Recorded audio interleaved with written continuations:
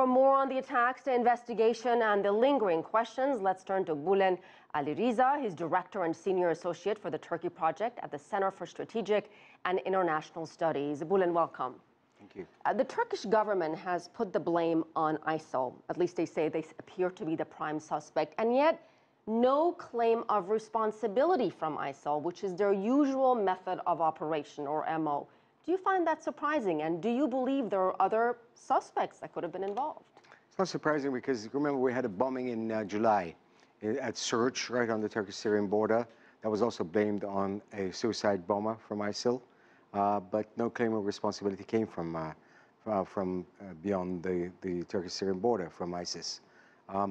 It's the obvious culprit, but unfortunately, nobody in Turkey really seems to believe whatever the investigations will turn up. And so much anger and frustration, and a sense that the government didn't do all it could to protect people at this peace rally. Do you believe that this attack has polarized Turkey even more so than before? You're absolutely right. Turkey was a polarized society before the June 7 elections. The result of the elections made Turkey even more polarized. And now, after this bombing, which is the most horrific Turkey's ever seen, we have an even more polarized society between Kurd and Turk, between secular and religious. And frankly, one can only be pessimistic about Turkey's future as we head into elections, which may even be called. And that was the next question I was going to ask you. The elections on November 1st, will it affect turnout? Will they go on as scheduled? And the fallout from what we've seen, how will it play out into this vote? Well, there's a political context. As the report explained, Recep Tayyip Erdogan, the president, and his AKP are being blamed by the HDP and the Kurds for this. We're having new elections because Mr. Erdogan was not willing to live with the results of the last elections, which dictated a coalition. He didn't want a coalition for all sorts of reasons.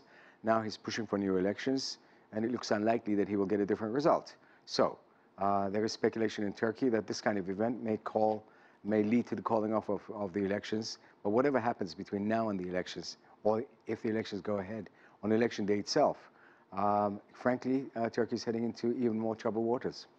And Erdogan's government is fighting on several fronts. They're fighting PKK, they're fighting ISIL, and Erdogan has branded the Kurdish guerrillas and ISIS as terrorists. How is this resonating with the Turkish population? Well, we talked about the Turkish population being polarized and divided. It depends. But as far as Erdogan's popularity and his convincing argument, do they believe what he's telling them? Well, maybe according to the last elections, about 40% do, which is what the percentage that voted for his party, which means that 60% do not. Frankly, he's not as popular as he used to be. There's great skepticism about what he says. It's interesting that he has not spoken publicly for 3 days since the attack. Normally, he speaks immediately, and he assumes the leader of the Turkish people, which is a position that he likes very much. But frankly, he's losing a lot of his stature within Turkey, and he may even try to call off the elections if he thinks that his party is not going to do well. Bulent, looking ahead, what is your biggest concern when you look at this nation, which is so divided right now? Well, a few years ago, Turkey was the rising star in the region. Linking Europe to the Middle East, proving that Islamic democracy could work, economic miracle, as people called it. Now it all looks so much worse than it used to be. I think the involvement in Syria, more than anything else, is what's undermined Turkey. Turkey was hoping to arrange for the change in Syria. Instead, the war is coming to Turkey itself. As you said, it's fighting on two fronts. The economy is not doing as well as it used to be, and we got political instability. So, if you're betting on Turkey, you would wait a little bit before things settle down. Wow. All right, we'll leave it at that. Bulent Aliriza, thank you so much, sir, for your time. We appreciate it.